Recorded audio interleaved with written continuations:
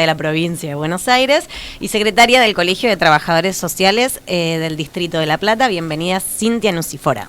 Hola, compañeras. ¿Cómo le va? Muchas gracias por venir. ¿Cómo estás?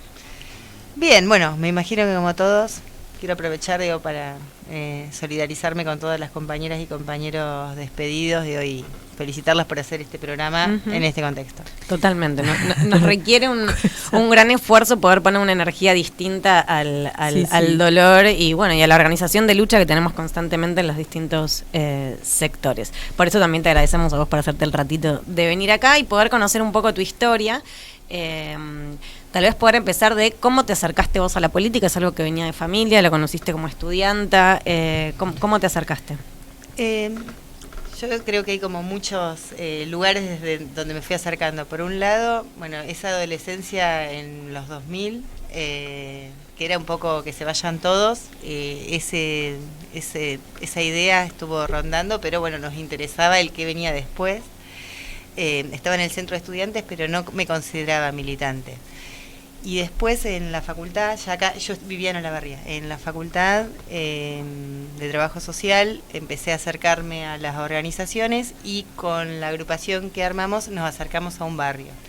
A partir de ahí empecé a ser militante. En el territorial De una organización y bueno, cuando empecé a trabajar en el Estado, empecé a ser delegada. Te acercaste al sindicalismo como forma de política. Exacto. Primero en lo territorial, más a lo que es la organización social y después al sindicalismo. ¿Y qué te hizo permanecer, digamos, en esto, en ir acercándote a distintos lugares y decir, se construye políticamente? Creo que cuando te das cuenta de que sos parte de la historia y de que lo que haces impacta de alguna manera o lo que no haces, no hay vuelta atrás. Creo que es eso. Puede ser que te desencante o no te desencante la organización o el espacio donde estés, pero yo creo que no hay vuelta. Por eso yo desde el momento que me consideré militante he cambiado de organizaciones y de espacio de militancia, pero nunca pude dejar de pensar en dónde tengo que aportar. Tal cual. Que es eso. Tal cual. Y un poco, digamos, siguiendo la línea de nuestra preparación que hacemos siempre de esta sección, porque la denominamos luchonas en un momento y discutimos y debatimos el tema, ¿no? Siempre pensamos en mujeres que son dirigentes políticas y que son mujeres también al mismo tiempo. ¿Cómo se conjuga eso? Porque vos hablaste de tu historia de militancia y uno piensa también que hoy sos directora provincial y que además has estado también, esto hay que contarlo, que no lo contamos, que fuiste una parte central en una lucha muy importante que se dio allá por 2013, ¿no? 2012, con la línea 144, ¿puede ser? No, con Vidal, 2017. Con Vidal, perdón, más cercano. Pero bueno, sobre la línea 144 y una pelea sobre el feminismo, en general, desde el feminismo también. Bueno, ¿cómo es eso? ¿Cómo es ser dirigente política que ha llegado a hacer eso y mujer? Esto de dónde empecé a militar, milité en organizaciones sociales y sindicales, claramente mixtas. Claro. Y por otro lado, se empezaba a gestar esto de empezar a participar en el feminismo, ¿no? Para mí fue clave darme cuenta de que había desigualdad. Yo cuando empiezo a militar no creía que hubiera tenido obstáculos para llegar, siempre hablé mucho y pensé que eso me había habilitado espacios y demás, hasta que una compañera de Morón, nunca me voy a olvidar, trajo el tema de que teníamos que empezar a formarnos en feminismo, allá por el 2005. Yo no plancho camisas, casi que no lavo los platos. Esto no me cerraba y hasta que empecé a leer. Y ahí me empecé a dar cuenta de que no era tan verdad. Claro. Que cuando una hablaba, intervenía y otro compañero después tomaba lo que una había dicho. Se lo aplaudía a él. Se lo aplaudían a él y nunca estaban los créditos. Es verdad eso.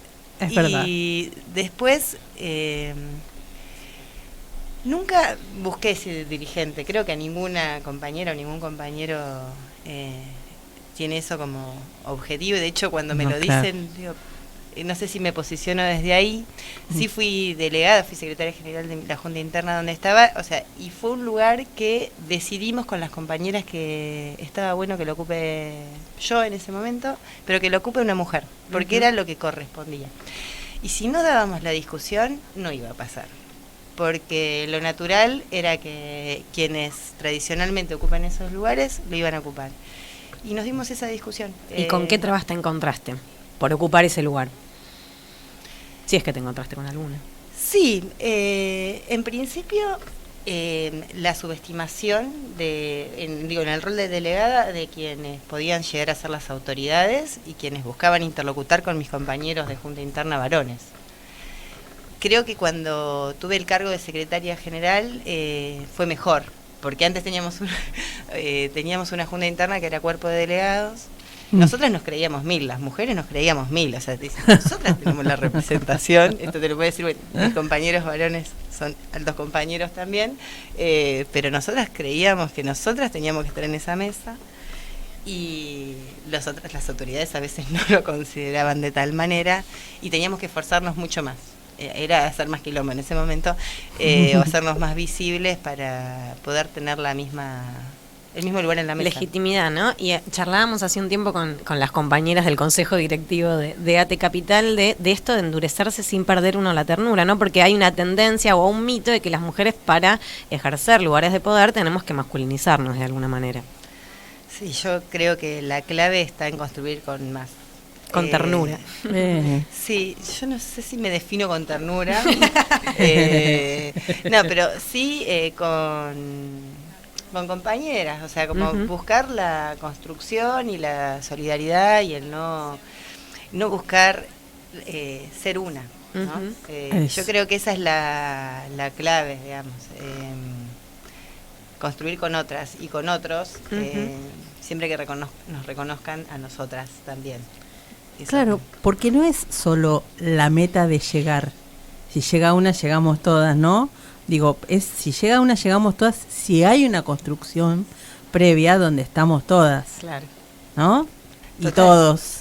Y en esa construcción se da ese debate que vos decís, que sentiste en carne propia, ¿no? De, bueno, cuando hablo no me escuchan si no tiene la repercusión de que el otro lo haya dicho también y haya tomado mis palabras.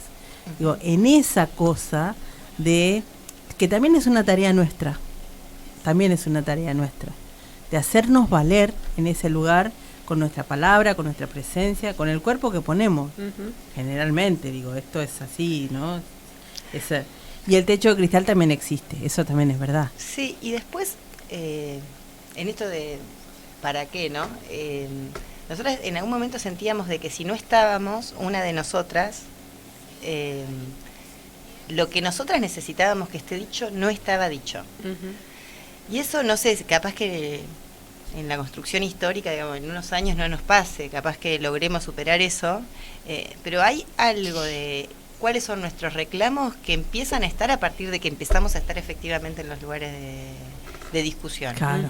Y que por eso fue... No, creo que históricamente las mujeres que han ocupado lugares han visto eso, digamos, bueno, a partir de que podés poner esa discusión, y si llega una compañera sola no tiene el peso como para poder poner la discusión en la mesa. Podés ser mujer y estar en una comisión directiva o en como referente de una organización, y si no tenés compañeras que estén legitimando cuál es el reclamo, no se puede. Es verdad. Tal cual.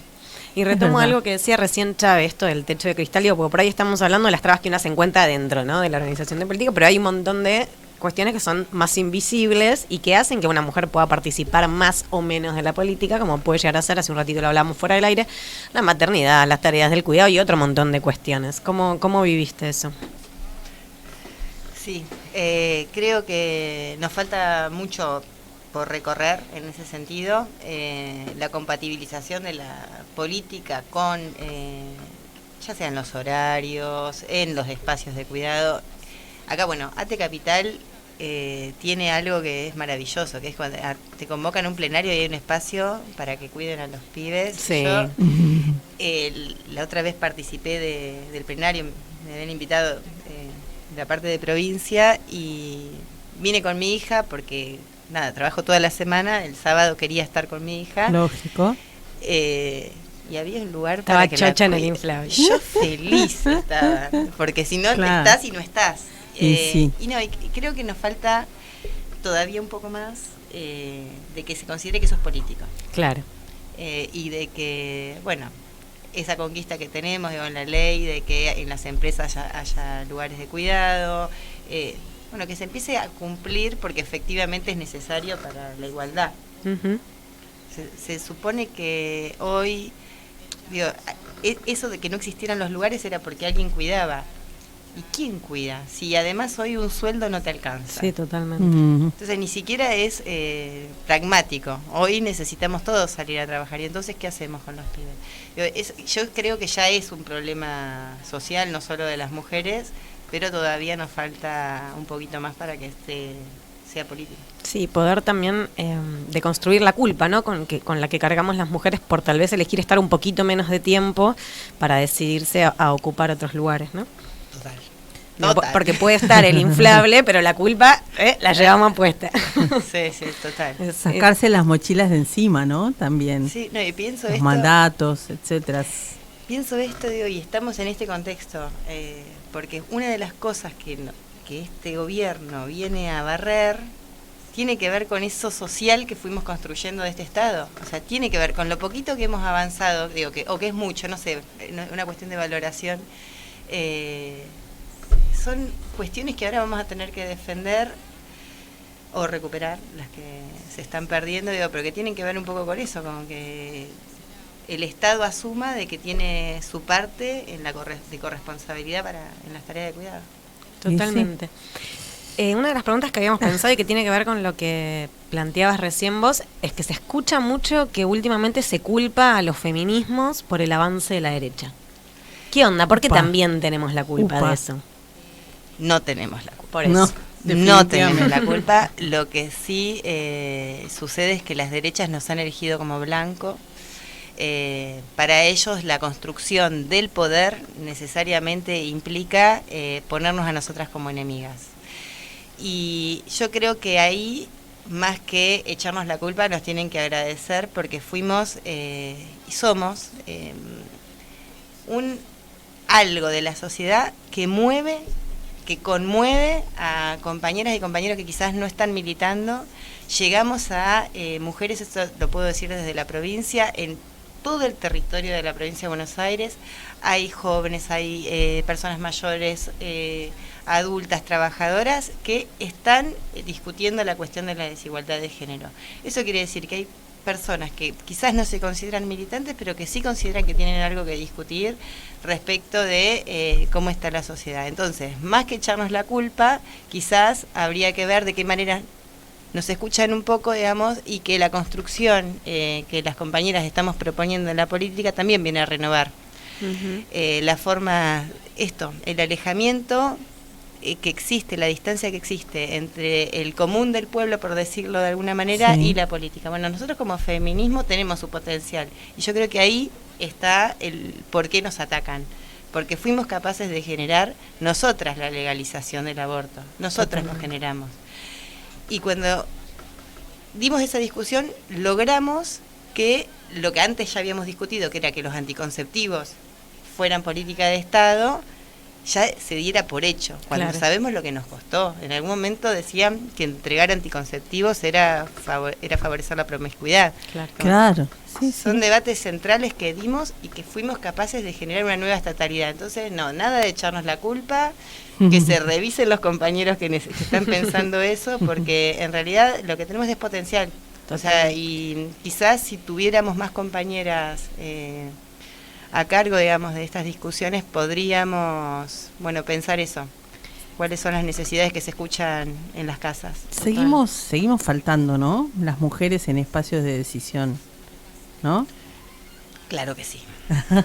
Hay mucho más para luchar. Por eso, otra de las preguntas que también habíamos pensado tenía que ver con ese 8M que fue histórico también, ¿no? Dijimos, el 24 de enero hubo una expresión en las calles para enfrentar esta barbarie que estamos viviendo en solo 3 meses, que se quiere llevar puesto todo. Y el 8M también fue una expresión en ese sentido, y pusimos el énfasis sobre algunas cuestiones que son las luchas que hemos logrado conseguir como movimiento de mujeres y peleándola. Ahora, digo, uno piensa, ¿cómo seguimos? El 24 de marzo también digo, ¿cómo seguimos después de esas movilizaciones? Pensando en el 8M y en cómo organizamos también desde las mujeres, ¿no? A nosotros nos pasó algo, el 8M lo charlábamos con algunas compañeras, que es que volvimos a sentir la marea. Ah, mira. Volvimos a ver rosca, en el mejor sentido de la palabra, en el medio de las columnas. O sea, muchas compañeras como discutiendo esto. Y ahora, bueno, eso quiere decir que volvimos. Chan, chan.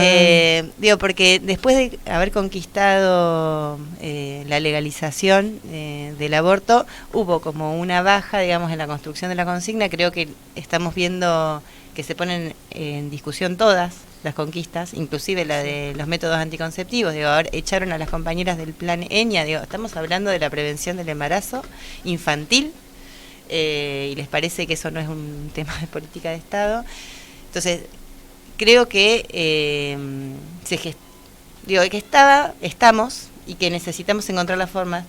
No me preocupa tanto, digamos, la urgencia de que ya me parece que tenemos que darnos las formas para volver a convocarnos, volver a construir las asambleas, las reuniones. En algún momento llegamos a un piso muy alto de movilización y quizás el resto creyó que eso era el feminismo, pero las que venimos abrazando el feminismo hace mucho tiempo sabemos que los procesos nos costaron muchos años. Ahora no podemos esperar que pase tanto tiempo porque lo que están destruyendo es muchísimo, pero hay compañeras en todos lados. Creo que hay que volvernos a convocar, volver a construir los cómo, y hacer lo que mejor sabemos hacer, que es transformar lo que nos pasa en discusión política. Y eso el feminismo lo viene haciendo desde siempre. En algún momento tuvimos más legitimidad, en otros momentos menos. Bueno, estamos en un piso más alto que hace unos años, así que creo que tenemos una responsabilidad histórica, que es, hacer más rápido esta discusión. Hacer más rápido, porque la verdad que la destrucción del Estado nos cuesta muchísimo a nosotras, muchísimo. Nosotros sabemos que es un Estado patriarcal, que todavía hay muchísimas desigualdades enquistadas en el Estado. Le damos guerra al patriarcado, dice la canción. Pero me parece que que tenemos que fortalecer desde los lugares donde cada una está. A mí ahora me toca estar desde un lugar de responsabilidad estatal, convocando a las compañeras a formarse, a discutir, a tener las herramientas para enfrentar esto. Y sabemos que eso necesita que las compañeras tengan trabajo, necesitamos ser lo más solidarias que podamos y lo más ingeniosas que podamos para volver a recuperar las riendas de nuestro Estado. Sí, ¿cuáles son los desafíos de esas políticas de género y desde el Estado? La reducción de las brechas de desigualdad en todas sus esferas y la erradicación de la violencia de género. Nosotras, desde el Ministerio de las Mujeres y Diversidad de la provincia, nos dimos este debate, digamos, por dónde están las prioridades. Nosotros sabemos que lamentablemente el único ministerio que quedó en pie es el de la provincia de Buenos Aires. Decimos lamentablemente porque para nosotros tiene que existir el ministerio a nivel nacional y en cada una de las provincias. Es necesario que sea política de Estado. Y tenemos es urgente. Cuando dijimos ni una menos, cuando la sociedad gritó ni una menos, lo que estábamos pidiendo era justamente que necesitamos más políticas que ayuden a erradicar las brechas. Es responsabilidad de un ministerio que no haya, no, es una responsabilidad social. Necesitamos todos comprometernos en ver cuáles son esas condiciones sociales que hacen que una persona se crea dueña de otra persona y termine matándola, digamos. Claro. Entonces, eso, así, digamos, desde ese grito del ni una menos, creo que nosotras nunca nos olvidamos y creemos que los esfuerzos que tenemos que hacer son múltiples. Y sabemos que no todo tiene que ver con violencia, porque también las desigualdades que tenemos como sociedad terminan generando esa condición de inferioridad o superioridad que se dan en las relaciones, y ahí es donde tenemos que atacar. Nosotras necesitamos que las compañeras tengan trabajo, necesitamos que puedan, las que son jefas de hogar, sostener a sus familias, y eso se logra en una sociedad que paga bien el trabajo femenino. Claro, claro. ¿Ya se perciben las consecuencias de la crisis, digamos, en provincia? Digamos, ustedes lo están percibiendo, esto de la famosa feminización de la pobreza, digo, que somos quienes pagamos. Sí, yo te iba a preguntar de eso, ¿no? Desde la gestión, ¿cómo van viendo esto de que, bueno, pasa en el Estado Nacional, pero impacta directamente en la provincia de Buenos Aires, en el AMBA, en todo esto? Sí, porque el Estado Nacional está en todos los territorios. El avance de la pobreza impacta principalmente en las mujeres, porque son quienes principalmente se hacen cargo del cuidado en el hogar. Entonces, eso es fundamental. Y después que somos quienes tenemos los empleos más precarizados, digamos. Sí, se está notando, y lo que necesitamos es, más esfuerzos para... El esfuerzo que está haciendo Axel para contrarrestar las políticas de desguace nacional es impresionante. O sea, es el mandato que tenemos, ver de qué manera seguimos construyendo estatalidad, porque acá el debate que la derecha quiere instalar es que el Estado no sirve. Y nosotros, digamos, tenemos como mandato no entrar en ese juego, sino demostrar que el Estado efectivamente es la herramienta que tiene que dar respuesta y construir derechos, y garantizarlos. Bueno, es difícil, porque, o sea, la realidad sobre la que estamos interviniendo es la que está afectada por este desguace, que no es solo del Estado, ya hay despidos también en el sector privado, sí, claro, porque obviamente las consecuencias de este modelo ya se están generando, la recesión, digamos, las ventas que se caen, los despidos que eso implica. Bueno, eso no hay forma de que no impacte en el territorio de la provincia de Buenos Aires. Ahora, que se están haciendo los mayores esfuerzos y que el desafío por delante es ser cada vez más efectivos, ser cada vez más eficientes y, bueno... seguir apostando al Estado. Sí, sí. Creemos que esto se puede dar vuelta. Si nosotras y nosotros podemos hablar con nuestro pueblo, podemos decirle, el error está en creer que destruyendo el Estado alguna vez se va a solucionar lo que nos está pasando. Necesitamos un Estado. El que teníamos, no. Necesitamos un Estado que sea eficiente, que garantice derechos, que acompañe los procesos. Eso. Sí, animarnos a debatir eso, ¿no? Nada, te escucho y pienso, qué orgullo tener compañeras como vos ocupando estos lugares, y qué bueno que existe este espacio para poder conocer tu historia, tu militancia y el trabajo que haces.